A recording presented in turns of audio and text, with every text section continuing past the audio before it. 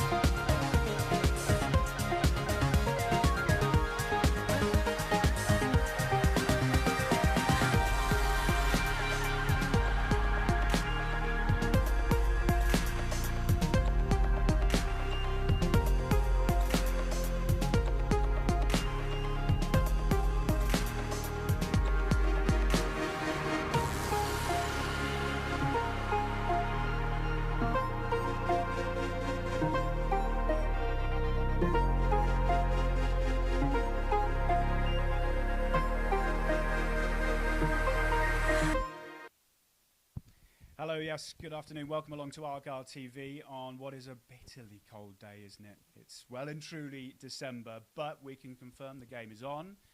It is pretty sunny up in Cambridge, actually, and over the next 45 minutes, we will be building up to Plymouth Argyle against Cambridge United. It's a 3 without a win for the Greens, but on the week that we've been celebrating Steven Schumacher being a year in charge, there is hope that Argyle can get back to winning ways. Last weekend's late equaliser for Fleetwood meant the Greens came into this weekend top of the table, but just looking at some latest scores at the moment, Ipswich are actually 2-1 up against Peterborough United at the moment, so we'll leapfrog Argyle, who have the chance at 3 to get back to winning ways and back to the top of the table. As you can see, joining us for the build-up here on Argyle TV is former Argyle Academy coach Aaron Cusack. I hope you brought your layers, Aaron, because it's going to be very... Four, yes. Layers, yeah, 2 pairs of socks, 2 pairs of trousers. Yeah, so thanks for the invite again, Charlie. Looking forward to it. Yeah, it is an intriguing game, this one, because on the face of things, it's two sides, actually, that are out of form, you might say. Absolutely, and I think anything can happen. I think both will be cagey, but both will want to get, they're desperate for a win to kind of, rekindle their faith in being able to climb the table in Cambridge's situation, but also kind of stay at the pinnacle from Argyle's perspective. Well, we'll get stuck into it. We'll have a look at some team news in just a sec. We'll also hear from Steven Schumacher on his year in the job. It's incredible to think it's been a whole year. It's not quite felt like that. There's been some incredible highs and lows, and we'll talk through that in a moment. And we'll also hear from Michael Cooper as well, who is hoping to keep his first clean sheet in a couple of months. But we'll start off by looking at the team news, Aaron, and we'll start with Argyle as well, because there's some interesting choices made by Steven Schumacher, particularly giving Mikel Miller a first start in the league, which is going to be great, hopefully. Well, and he'll be really excited that he can finally get his first start, having been injured for so long. He comes with a good pedigree, and he comes with an opportunity to showcase what he can do. And I think that's really vital for him, because he's, a new start for him. He wants to kind of impress at his new club, and hopefully he can settle in today and help us achieve the victory. He's one of 3 changes from the side that lost to Port Vale last Friday. The other 2 see Sam Cosgrove and Matt Butcher come in, and the thoughts are that Matt Butcher will play in that back three. Hardy and Cosgrove in the same side. It looks adventurous. Well, it does. I mean, what it might promote is Cosgrove will be seen more as the number 9 in the old kind of talk, where he might pin the ball, which might invite Hardy with the opportunity to run beyond and certainly support the play. So Hardy's pace is going to be a threat, but he needs to try and use that threat as best he can in behind Cambridge's back line. And the other great thing to see is Dan Scarr back on the bench as well. It's been a few weeks without him. He obviously picked up that little groin injury, having come back from suspension. But him, Mayer, back there as well. The bench is looking very strong. It is, and that's great to see, because it gives Schumacher options should Plan A not quite come to fruition. And I think with Dan Scarr's absence, it just indicated how valuable he is for Argyle at this moment. Right, well, the facts are clearly there. In the last 4 matches, the last 5 matches, there's been 7 goals conceded from set pieces. Somewhere where before Dan Scarr went out of the team, I think it was only 1. Yeah, so it's clearly an area where it has been a bit of a problem. I think so, and it might not just be his physical presence, it might also be his organisational skills and his leadership skills as well, to marshal and get people stood in the right positions. So it just indicates, the value he brings, and hopefully he's back on the pitch sooner rather than later, and Argyle can get back to being a little bit more consistent with keeping clean sheets in particular. Kind of got to hope he doesn't need to come on today, though, particularly. Hopefully not, no. Let's have a look at Cambridge's side, because we mentioned at the top, they're also a side not in great form at the moment. They've had just 1 win in their last 10 league matches. They were knocked out of the FA Cup as well a couple of weekends ago. And Mark Bonner's made a couple of changes from the side. They were beaten right at the end against Forest Green Rovers last weekend. 3 changes in total. Actually sees their main striker, Joe Ironside, drop out. Sam Smith, who scored 1 of the goals against Argyle in the 2-0 win last season, comes back in from the start. Jack Lancaster also starts. And there'll be a familiar name to many Argyle fans in the back line, someone you've coached as well. Absolutely. Lloyd Jones, the centre of that back line for Cambridge. Yes, I've known Lloyd, for a long time, and actually chatted with him this morning about, how his build-ups and plans have gone. So, was he feeling confident? He was, to an extent. He said he's personally had a good week, but that as a team, they're struggling for form. So, it's probably a good time for them to play Argyle, who aren't in particularly great form from their perspective, but hopefully we'll have enough to get the 3 points. Well, we'll get stuck into a little bit more of the nitty-gritty of it in a moment, but on that exact point, if you were to look just purely on form, Cambridge they've got 1 win in their last 10, as I said. They were knocked out of the FA Cup by Grimsby. They haven't scored at home in their last 6 league games, which is pretty remarkable. You would look at that, just looking at those stats plainly, think it's an Argyle win. But football never ever works like that, does it? It doesn't. And I think you have to play the moment, and you have to make sure that that you're prepared adequately to overcome the challenge that's in front of you. I don't think they've won at home, Cambridge, since September the 3rd or something. So it's nearly 3 months or beyond 3 months. So, but Argyle haven't won away since mid-October. So there's an element of caution from both camps, but I'd like to think with the quality and the depth that Argyle have, they should have enough to beat Cambridge this afternoon. Well, fingers crossed, absolutely. As we've been saying, it's just over a year actually, since Stephen Schumacher took the reins here at Home Park. And to celebrate, he took me and his assistant manager, Mark Hughes, to his favourite snooker club. A year into the job then, Gaffer, and you've taken us to a snooker hall. Where are we exactly? Why are we here? So we're at the Plymouth Snooker Academy up on Burrington Way. It's a Wednesday, and if I ever get a bit of time off on a Wednesday and don't have anything to do, then I like to come here and beat my assistant manager Mark Hughes at snooker. So far, just for the record, I'm winning 5-1 at this venue. This is his 4th game today. It's a disappointing one. Whilst Hughesy takes this shot, obviously a year in, what has it been like? Yeah, it's been brilliant. I think as 12 months into your first managerial job goes, I don't think it could have gone much better. So yeah, really enjoyed it. Some really good highlights in there, and yeah, it's been great. I'm enjoying the ride. Have a shot. Take your shot. Thanks, man. It's definitely got to play with safety.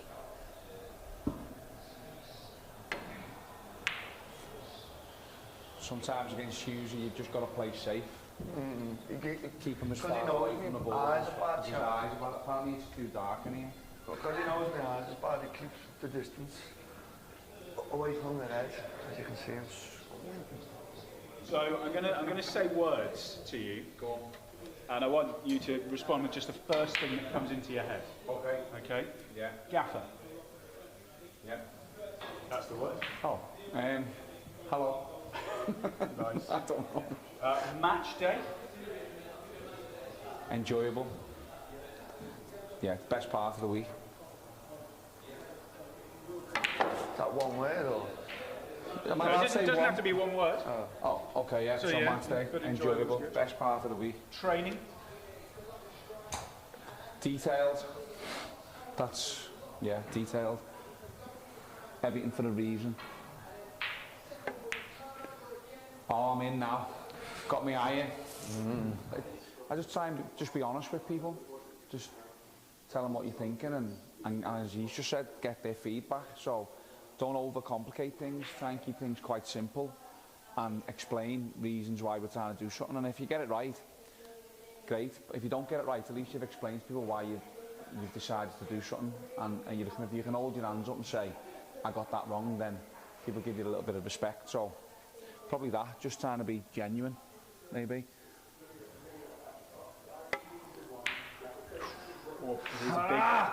It is a big moment I've in the left game. them on again. 29-32 to Mark Hughes. Yeah, interesting day that filming with Mark Hughes and Stephen Schumacher. But the reason we did it there, and you can watch the entirety of that video. It's a 40-minute chat with Mark and Shuey, and you actually find out who wins as well at the end. Okay. It's all available on Argyle TV. If you haven't subscribed, please do. It's great for that sort of thing. £4.50 a month. All of the details on how you can do it are on our website. But just a little bit there that we heard, Aaron. He was talking about how I asked him what he thought his qualities were as a manager, and he was talking there about kind of cohesion, getting people on side, making people feel empowered, and this is players and staff alike able to kind of make their voice. And he mentioned it in pre-match press this week as well, saying that after the Port Vale game, they had a little chat on the Monday, and it was like, well, here are the clips, these are the goals. What do you think happened? And he said that one of the players said it was disjointed. It wasn't something he was thinking, but he was like, actually, that's the perfect way of putting it.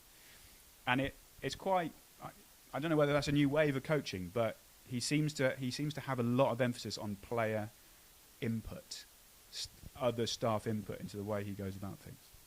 I think that, for me, I mentioned this the other week when we did the Burton game about I think he's becoming a leader and not just a manager, because managers get people to do and leaders get people to want to do. And if he's creating a culture where people want to do things well and as best as they can, that creates a real positive environment. And the fact that he's allowing players to take ownership of what is their decisions out on the pitch, he can prepare them as much as he can, but essentially the buck stops with them on game day. So if they're taking the ownership of how they play and how they must respond, that showcases for me strength in how he believes in his players and how his players will then trust what he says and what they want him to do. If you look at his records, and all of this is available on our website as well. Rob McNichol did a great piece on all the numbers, the number crunchings of the year that Stephen Schumacher's been in charge. Purely league games, 87 points from 46 matches. So he's basically been in charge for a season, 46 matches. 87 points would be enough to get promoted. And again, he said in the week, it'd be great if we could do that over a season, not two halves. But it shows the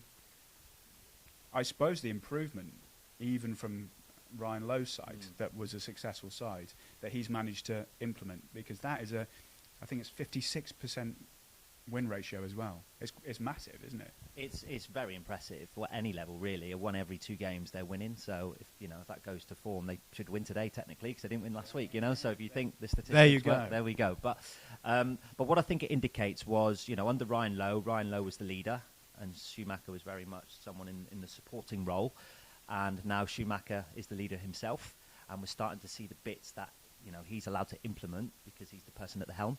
And it's no coincidence why they've shown that consistency over the course of the year. That demonstrates the skill set that he has not only as a manager, but as a leader and as a person as well. And we spoke about the form that Argyle have been in recently. As you said, they haven't won away from home for over a month. There's been 3 consecutive draws as well.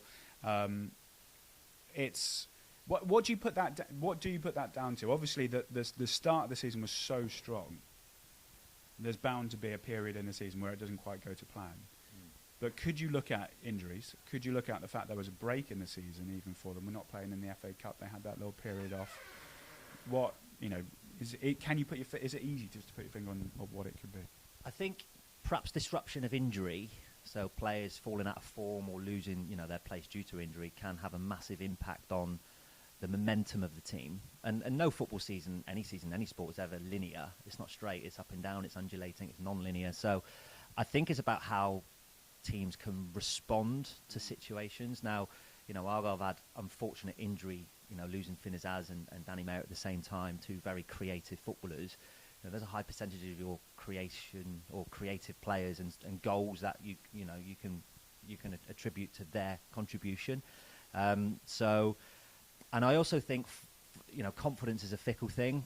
You can be flying 1 month, and then the following week you lose 2 in a row or 3 in a row, and then all of a sudden you start to doubt. And as soon as doubt creeps in, that can hinder progress. And I think it's important for them to reset and get going as quickly as they can to build another run.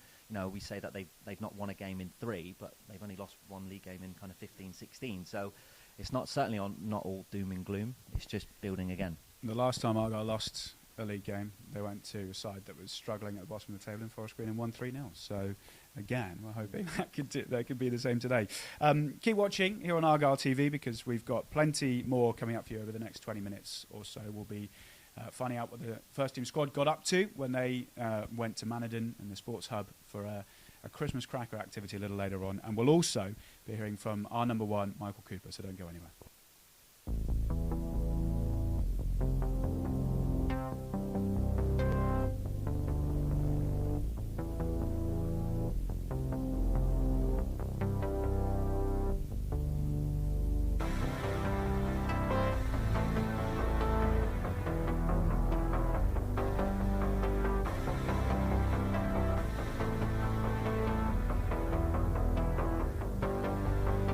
Bad ball in, a good goal, Schumacher.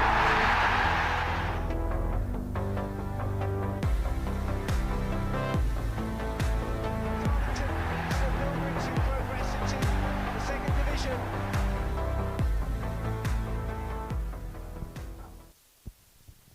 You're watching Argyle TV. We're about 40 minutes away from kickoff up at the Abbey Stadium. We'll be bringing you live commentary of that game, Aaron and myself, come 3 o'clock. And a reminder that you can watch the game anywhere in the world for just £10. The relaxing of the rules because of the FIFA World Cup taking place in Qatar means that matches can be streamed domestically as well. So head to our website, pafc.co.uk, click on the Argyle TV tab, and you'll be able to find all the streaming information there because I know not all of you are able to be up at the Abbey Stadium today, and you can watch it from the comfort and warmth of your own home as well for just £10. Anyway, let's crack on and hear from a member of the Argyle squad, Michael Cooper. He's played every single minute so far this season. He's the only player to do so, and he's keen, just like the rest of us, that this weekend can be a reaction from Argyle as they go to Cambridge. I think as a team it's obviously been difficult. Picking up 2 points in 3 games isn't obviously the form we've been on these past few months, but at the same time we still look a threat going forward, so there's always positives to take out of every game, even last Friday. But yeah, we want to get back on the clean sheet train as a squad. because then it just gives even more freedom for the attackers to go do what they do, really, yeah.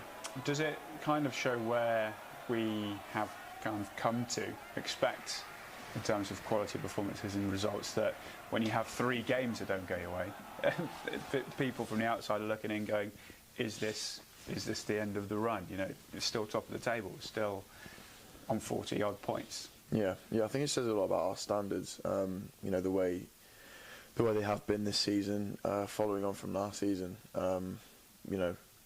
You get a couple draws and a loss and everyone thinks it's the end of the world, but no, obviously we want to keep our standards as high as possible. A little sticky patch of 3 games isn't hopefully going to define our season. Hopefully we can pick up where we left off, end of October, and just take it from there really into the new year. I'm guessing the squad, the players, the staff are all thinking positively. It isn't the end of the world in the squad, is it? No, not at all. It's not doom and gloom or anything like that. So it's still only the start of December. There's still about 5 whole months to go. There's not even halfway through the season yet. So there's so many games to be played, so many points up for grabs. So we know if we just hop back on that form that we know we can hit in the performance levels that we know we can get to, I'm sure we can just pick things up a little bit more.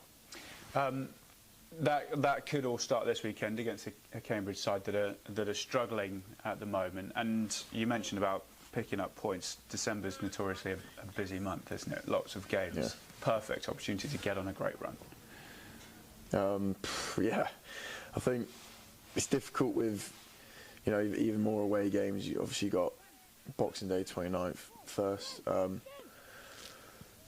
at the same time, if you can get them 3 points early doors, maybe like the 17th or Saturday, and you can hit a bit of a roll heading into the new year, things can shape up pretty well for you. But big thing I've learned from this league is even though Cambridge have only won 1 in 10, anyone can beat you on your day if you're not at it. So they know their ground really well and they know the way they play. So it's not going to be an easy game at all. So. Michael Cooper there, talking to me earlier this week, and Aaron, he's obviously someone you know really well. We spoke about it the last time you were on.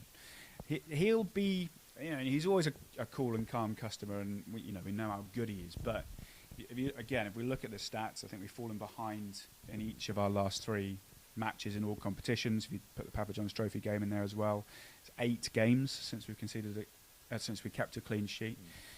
Obviously, you can't blame the keeper for all of that, because he's made some incredible saves during it. But it'll be a frustration, won't it? Because if you look at the form that we've had at the start of the season, back end of last season, it was built on defensive stability. Yeah, absolutely. And I think, if you know that you're relatively watertight at the back, it gives you the confidence to go and score at the other end, and then you're going to win games at a canter. But if you're going into games unnerved that you might concede early, then I think that will restrict the way in which you can then express yourself when you've got possession of the ball. But we spoke the other week about how I think Coops is the 2nd highest shot saver in the league for a team that's top of the league, and that's really impressive, because in the sense that if a third of those goals go in, we might find ourselves even outside the top 4 or 5. But that is a stat that is weird, as you say, because you normally associate the teams at the top of the league with having, keepers have to be on their toes for the one moment in a game that they might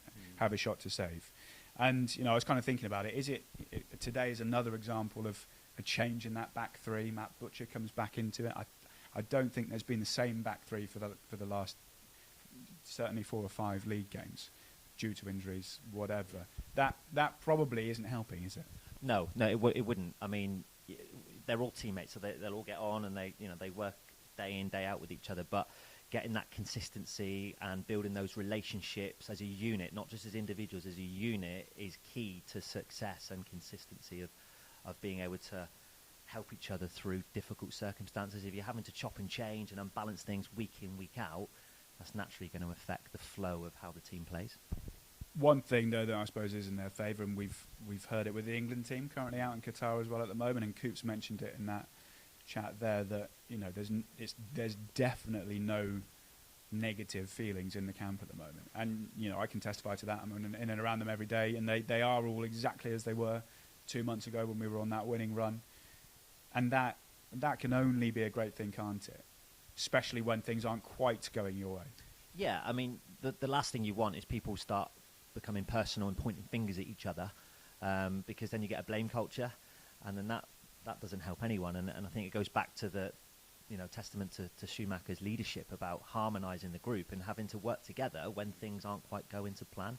And I think it's important that, for me, they don't react, because I think the word react links to an emotional response, whereas you want them to respond in a positive way where they have clarity in what they're trying to do with their game plan. So, hopefully that can begin to take, its presence today on a rebuild of a long run without going, or going unbeaten. Yeah, which is what we're hoping for. Is today a kind of a good game for that? Because it is against a side that are out of form as well.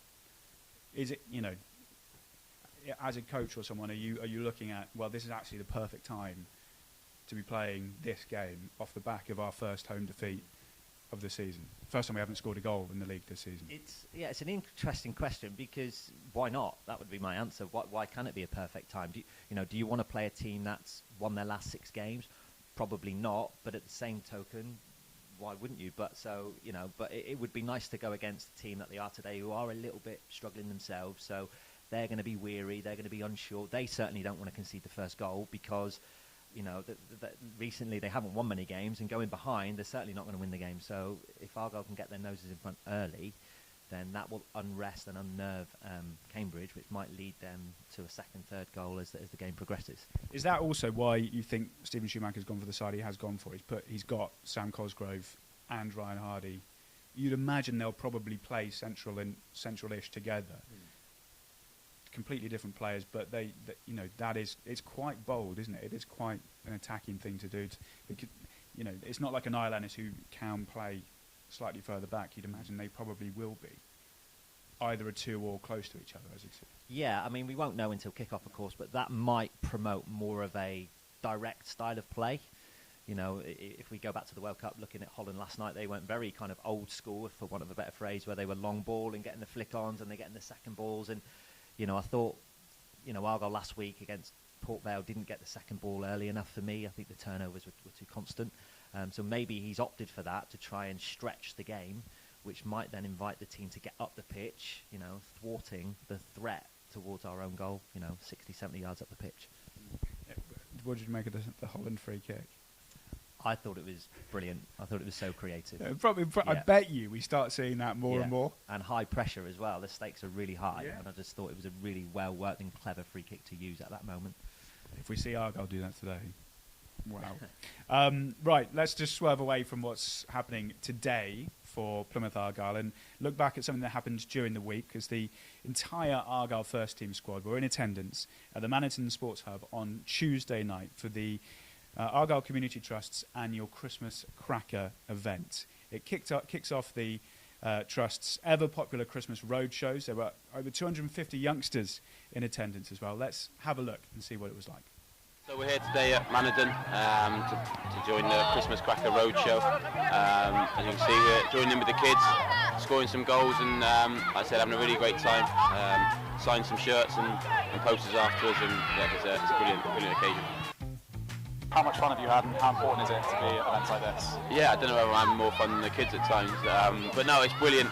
Like I said, it's you see how many kids are here. It's fantastic to see this many, and like I said, they're all excited and getting stuck in. So I think I've enjoyed that too. And like I said, it's great to have that sort of relationship with the community, and yeah, like I said, it's brilliant.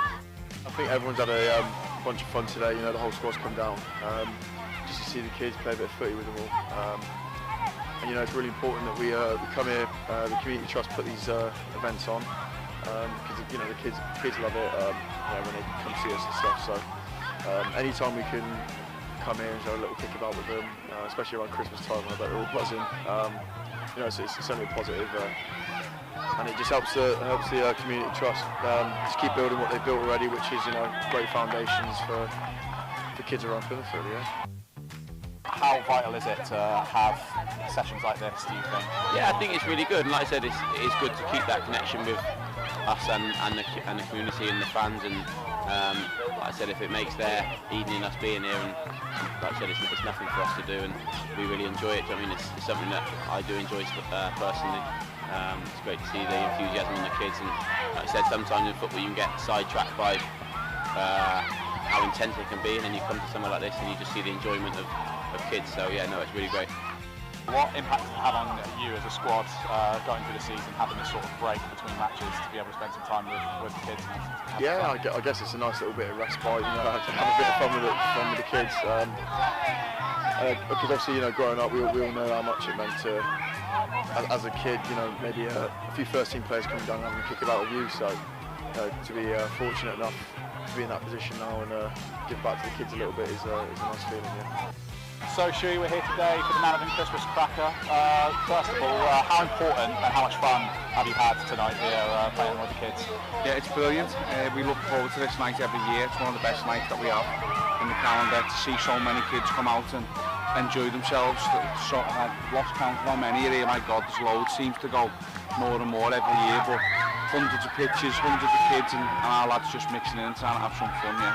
For you guys, the staff and the players, how much of a break is it for you guys being able to come to sessions like this, and also how much morale does it really put into the side, just having that bit in between matches, just, you know, coming on to sessions like this? Yeah, it's just a night with no pressure for us, isn't it? It's just, we get out, we see the lads have trained a bit later on today, so we get out, we have a little bit of fun, show our support to the local community, and so we all enjoy it. So yeah, we're looking forward to finish these games off. Some of them are a little bit competitive, some of them are a little bit less competitive, but then we'll go in and sign all the autographs, and it's great. Yeah, and the final question from me, I might be wrong, but your son's also here tonight as well. How much fun has he had, and how important is it for you as a parent, in this case, seeing him taking part in these sessions? Yeah, he remembers it from the first year we came down to Managerial, and he said, can I come again, because again, they just love it, just chaos going on, hundreds of kids all running around, and yeah, he's just settled right in, and I've seen him miss a sitter before, so I'll be giving him a bit of stick tonight.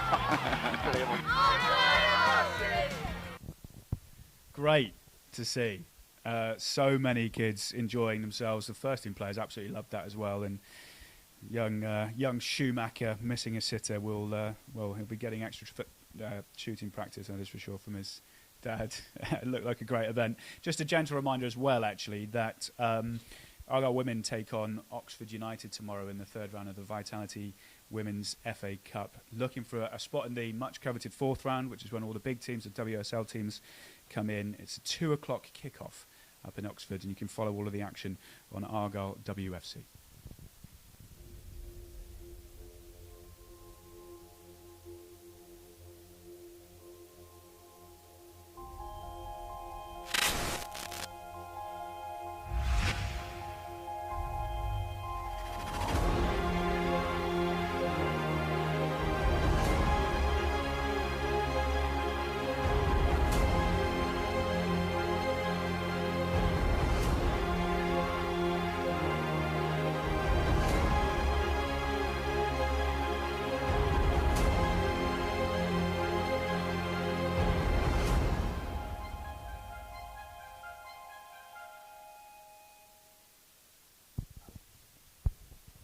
You're watching Argyle TV. We're building up to the Greens game at Cambridge United. 3 o'clock kickoff. And a reminder, you can watch it all on Argyle TV. It will cost you just £10. Go onto our website, pafc.co.uk. Click on the Argyle TV tab and you can find the streaming options there. Whether you're in the UK or abroad, it is available for you to stream this afternoon. Right. Speaking of Cambridge, let's hear from their gaffer, shall we? Mark Bonner has been in charge for a few seasons now. He won promotion with them a couple of years ago and had a great season last time out. And this is the first time he's really faced a challenge since being in charge. It will probably look a different game to what the others have. You know, we've had a lot of games recently where we've been lion's share of possession, or very, very even in terms of that side of the game. We play against a really top team with possession dominant team, so it may have a little bit more of a counter-attacking element to it as opposed to a more in possession game potentially. So we have to be ready for that and prepare ourselves for that, and that might suit us a little bit more. But at the same time as that, you know, there'll be plenty of moments in the game where we have got the ball, and I think we've got to find the balance in our game of how we build attacks, how we create chances. You know, a lot of our game is built around finding the front of the team and playing off of Joey. And in recent weeks, we're trying to build a little bit more so that there's less bodies in and around him of the opposition, so we can get him the ball in a cleaner situation. Because there's certainly been a game where when we find the front and teams put 3 or 4 players around him, it's not easy to build off of him. So we've got to find a bit more variety in our attacking play in order to be a creative team in the attacking half of the pitch. And give him more chance and more service with the ball. And we've got to recognise this weekend, I think, when are our moments to build and when are our moments to break on the opposition, because the game will probably provide us both of those challenges, I think. Yeah, and looking for those small victories, past couple of games you've scored a couple of goals. I don't know, you might not feel that that's necessarily worth a huge amount if you don't go and get the wins, particularly with the drama at the back end of the game last week, but it is a step forward in that I suppose as well both of the goals nicely constructed. Yeah, I thought the goal against Forest Green was excellent, and look, we don't deserve to lose that game by any stretch of the imagination, and we all knew at the time it wasn't a penalty, and it's no help to us when we get the email apologising from the referee and the FA this week saying that they made a mistake, because it doesn't do anything to help us in that moment. So we get robbed of a point really in the game, which is frustrating, but probably sums up a little bit where we are. Those things haven't gone for us in certain situations, so just have to get on with it and move on and take the fact from the game that we started that game very well. If we score first goal in it, we probably get ourselves even more control in there. We concede a goal that we're frustrated with, and the game drifted a little bit, which we've got to avoid that happening. But we finished the game strongly, and I thought the goal was brilliantly worked and executed by the boys that came off the bench, and it was probably the sort of goal that deserved something from it. And the late stages that it came, we thought we secured ourselves a point, which would have been good for us in the situation that we're in. Fine lines of football, that, isn't it? Getting back into the game and then falling behind to a penalty right at the death against Forest Green Rovers. It meant that Forest Green actually closed the gap on Cambridge. It's just a 3-point gap now between Cambridge United and that relegation zone. So they will, as we've been saying, be absolutely desperate for the points as much as Argyle are. Let's just remind ourselves of the 2 sets of team news now as we approach kick-off at the Abbey Stadium. We'll start with Argyle. 3 changes for the side made by Stephen Schumacher from the defeat against Port Vale last Friday. Matt Butcher is one of them that comes in. Mikael Miller gets his first start, and Sam Cosgrove up top as well. What are you wanting, Aaron? What are you expecting to see from this specific Argyle squad team? Well, I think like we spoke earlier about Sam Cosgrove, promotes more potentially more of a direct style of play. That doesn't mean it's aerial. It's more playing forward earlier with more penetration to invite the support runners onto the ball. The fact that Matt Butcher is probably going to slot in at the left CD indicates that he's a midfielder by trade, so he's an accomplished footballer. So he should be comfortable in possession. He'll have most of the pressure in front of him, so that should encourage him to step in. He'll have an awareness of what a midfielder would look like from that perspective. So I think that would offer a good opportunity for him to make decisions to play in, when to play into the midfield, and maybe when to go into the front players.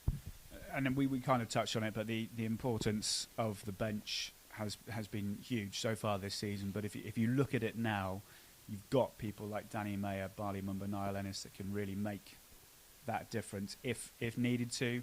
You could also, if you're hanging on, you've got the likes of Lundvik and Scar on there as well that would add stability. Oh, without doubt. I mean, the good thing about that squad there today is that everyone's good enough to play. And I think that's what football is in the modern game. It's a squad game, and these players haven't been dropped; they've been rotated, and perhaps their role today is more about being finishers as opposed to substitutes. Being ready to come into the game when needed, and everyone's got a part to play, and that might be the game plan. So let's be hopeful that everyone can contribute as best they can. Let's have a little reminder of the Cambridge side as well. They've also made 3 changes. Mark Bonner, who we heard from just a moment ago, opting to change it up a little bit. He's changed his forward line as well, bringing in Sam Smith for Joe Ironside, who grabbed one of the goals against Argyle in the 2-0 win last season. Jack Lancaster also comes in, and Ibsen Rossi, a young centre-back, will be alongside Lloyd Jones. We've spoken about their lack of goals at home. Joe Ironside has played in most of those games. I think he got 20 in all competitions last season. but Sam Smith is a different sort of player and has caused Argyle trouble in the past. Yeah, watching a couple of their games at the early part of the season, I think he scored a few early goals. I think he might be their top scorer on five goals this season. But they're very different, Ironside and Smith. Smith's more of a creator. He isn't your old school number 9, whereas Ironside is someone who likes to bring others into the game. So clearly they've made a change. They had to make a change, and what you were alluding to earlier, that they're 3 points away from the relegation zone. They'll be looking over their shoulders. So that they need to make those changes, and they're going to naturally hope that these changes are going to be the catalyst that's going to allow them to try and get the 3 points today. The other player, Aaron, that you mentioned to me before we came on air was Harvey Nibbs, young forward, winger, stroke striker. Lots thought of him, isn't there? He was at Villa, I think, as a kid, and he came here and he had a fairly decent breakout season last season. What do you see his qualities as being? He's a runner. I watched the game. I went to the Bristol Rovers in Cambridge a few weeks ago now, and when they gave him room to run, he's a threat. Where I think Argyle can nullify him is by suffocating his space. If they can suppress him from 2 or 3 different angles early, he struggled. From my observation, he struggled to escape pockets and tight areas. So they don't want to give him the opportunity to get his eyes up and be able to run at full pace, because he's got that pace and he's going to use it to his to the best of his ability. What are the keys then as we add into the game? It's going to be cold. It could be a little bit hard underground as well. It'll be, you'd imagine, cagey. Both sides looking to get back into form. How do you see it playing out? Well, it might be similar to the Burton game a couple of weeks ago. The Abbey Stadium is very tight. It's very similar setup. So, Argyle will take those experiences and hopefully use them in a better way than they did. The last game away from home, it's very frantic. I think this will be quite frantic. That said, I think Cambridge do like to try and play. So they're not more of a direct style of a team that like to kind of go long, whereas I thought Burton tried to disrupt it and make it difficult. So it might play into Argyle's hands that if Cambridge want to play themselves, that will invite opportunities for Argyle to get the ball down and try and play their normal style of football. And a weird one for you as well, that you've got 3 former players that you've coached in the academy here at Argyle playing in this game. Rans, Cooper, and one on the other side. Yeah, Lloyd. yeah, that's very true. This is probably the first time you're probably going to be wishing Lloyd Jones not to have the greatest game. No, I think if I had a choice, I want Argyle to win and maybe Lloyd have an okay game. I think that's what, so that's probably what I'm going to opt for today. Great. Right, we're getting closer and closer to kick-off here on Argyle TV. Aaron and myself will be making our way up to the commentary position. As I've said a couple of times, this game is available for you to stream wherever you are in the world, whether you're based in the UK or outside. You can watch it. It will cost just £10. If you haven't already bought your stream, do it now. Go to the Argyle website, pafc.co.uk, click on the Argyle TV tab, and there's streaming details in there that you'll be able to follow to be able to buy your pass. It's one you won't want to miss, that is for sure, and it's a great warm-up, isn't it, for England against France later on. You can just sit yourself in for the afternoon and not move off the sofa. Just before we go, let's just run through some of the other games that are taking place in the league today. There's a few postponements, 3 games in total that are off. Accrington against Portsmouth is one of them, as you can see there. Morecambe against Charlton, Oxford against Barnsley. The other 2 have fallen foul to the weather. The early kickoffs, Ipswich have gone top of the table, 2-1 win over Peterborough United. Late-ish goal in the second half there for Kieran McKenna's side, so that's some incentive for Argyle. Good win for Shrewsbury over Bolton as well by 3-2. 2 games currently ongoing, Derby leading Burton, and it's goalless between Forest Green and Cheltenham. But other than that, a big list of fixtures. And the side in 3rd place, we're chasing Argyle and Ipswich, of course, just up the road at Exeter City this afternoon as well. We'll do our best to try and keep you up to date with all of those matches throughout the afternoon. But that is us done here on the build-up for Cambridge United against Plymouth Argyle. As I said, you can stream the game wherever you are in the world. Make sure you go and get your match pass now. Aaron and I will make our way upstairs because kick-off is getting closer. We'll be with you for Argyle's trip to Cambridge in just a moment.